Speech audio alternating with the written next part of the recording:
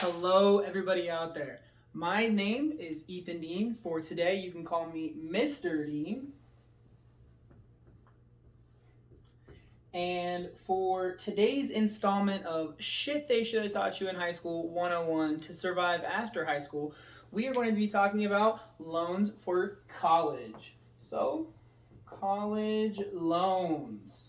So, right off the bat, this video is predominantly going to be about, obviously, as I already said, loans. But one thing I did want to touch on a little bit before in the video, and there'll be one thing towards the end, it's a little bit different, is Pell Grants.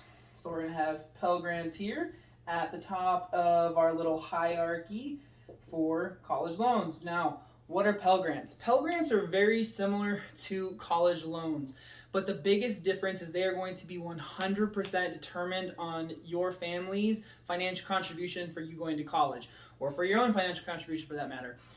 Typically, Pell Grants are only going to be given out to people that have a really high need, but the beneficial thing of Pell Grants is that they are different than regular loans in the fact that you do not have to pay them back. Now, you have to forgive me for my handwriting today because normally it's not good, but today with the big fat expo marker, it's going to be even worse. Now, the great thing I said about Pell Grants, you don't have to pay them back. So it's pretty much like a scholarship at that point in time where you're getting money to go to school, you don't have to pay it back, but it does only apply to people from the lowest of financial income situations. Now, from there, we have two main types of federal loans. But before we get into those, I'm going to tell you the reasons why federal loans are so good.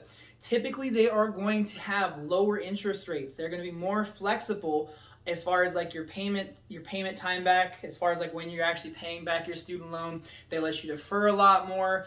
And typically, I said like the rates you're going to get on these college loans that are federal loans are going to be a lot lower than if you go to a bank or a credit union or some other way to get money for you to be able to go to school. So from there, we have two main types of loans. We have subsidized and unsubsidized loans. So we're going to put it down here. We're going to put subsidized and unsubsidized. Now, obviously, I put one above the other. Pell Grants at the top. Why is that being? The reason being, off the rip, I'm going to tell you a little bit of a random quick story. I remember in middle school, of all places, I had a teacher tell me, man, and it's so weird because I'm like 12, 13, 14 years old, and my teacher told me, he's like, no matter what you do, take as many subsidized loans as you can before you take unsubsidized loans. And of course, being 12 or 13 years old, it's something that I remember, but I didn't understand. I didn't get why is he telling me this. He didn't explain it. I didn't look it up because the internet was like a thing, but not like a huge thing. So I didn't really understand it. So what is the big difference between subsidized and unsubsidized loans?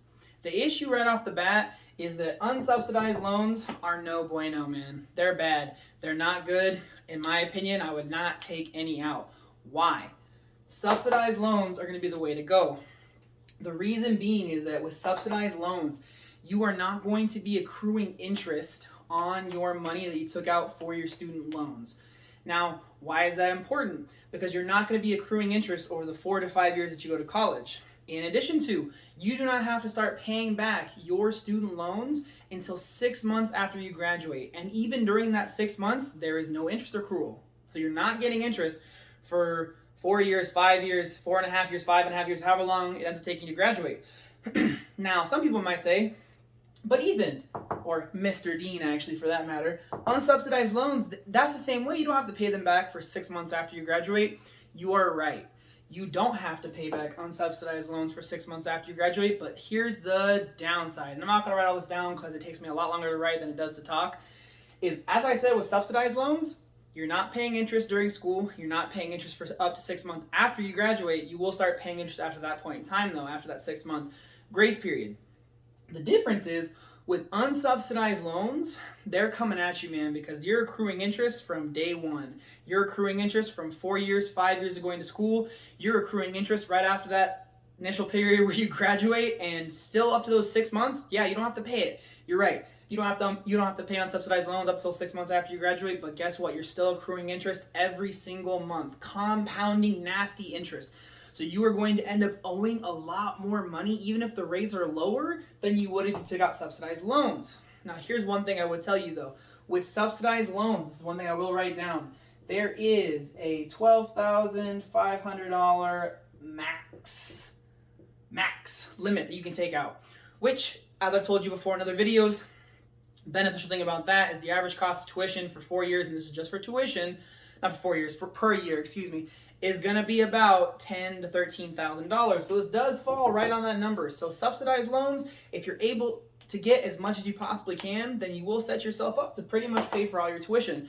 It's obviously not including books, rent, food, all those other things that you have to factor in.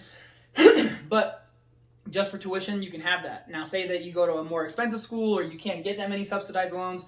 This is where the other videos that I'm going to be doing, like on the FAFSA, scholarships, things like that, are going to come into play, as well as other college tips that I have for you to make it a little bit easier for you to pay for your college experience. Or the community college video I'll do, which breaks down why it's a little bit better and a little bit cheaper to go to community college. Now, obviously, with that being said, that is the reason why my teacher in 6th grade said, take out subsidized loans, don't take out unsubsidized, because the amount of interest you're going to accrue over 4 or 5, however long, is going to keep going from the day you take out that loan. Now, the last thing I want to touch on loans, because I heard this little rumor when I was going to school, and people were like, oh, I want to be a teacher, or I want to do this, or I want to do that, because there's loan forgiveness. Now, here's what I'm going to say about loan. I can't spell, apparently.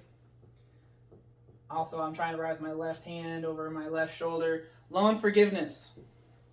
This is a big topic you're going to hear about. Oh, yeah, there's loan forgiveness if you major in this or you work here. Let me tell you right now. The requirements to get loan forgiveness off the bat require you to get a specific degree, go into a specific job, and then work there for a long period of time. Now, let me do this real quick. Loan forgiveness, in my opinion, is absolute bullshit, because you think, oh, if I go work somewhere for a few years and I graduate with a good degree, it's helpful to people, I'll get loan forgiveness. No. You have to not only get a degree in that specific field, work in a specific job or career path for however many years is required for your specific point in time where you graduate, but you have to wait 10 years, 120 months of payments to actually get the rest of your loans forgiven. Really think about how long that is. 120 payments? That's longer than every car payment you will ever hear about in the history of ever, because most car payments don't go out to 10 years. Reason being is that is a ridiculously long time to pay something off, and by the point in time where you get down 120 months, 10 years in,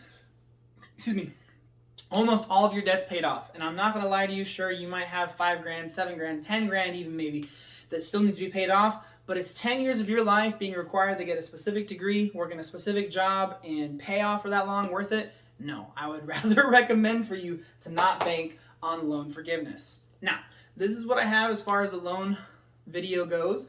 I wanted to make it pretty short, to the point. That's the point of all these little videos, the 101s on things they should have taught you in high school, or the shit they should have taught you in high school to survive after high school, is trying to give important, pertinent information that's completely free out to the general public, so that more people are educated, more people have access to actual shit that actually matters, not a bunch of fluff that doesn't really going to help you or do anything positive for you.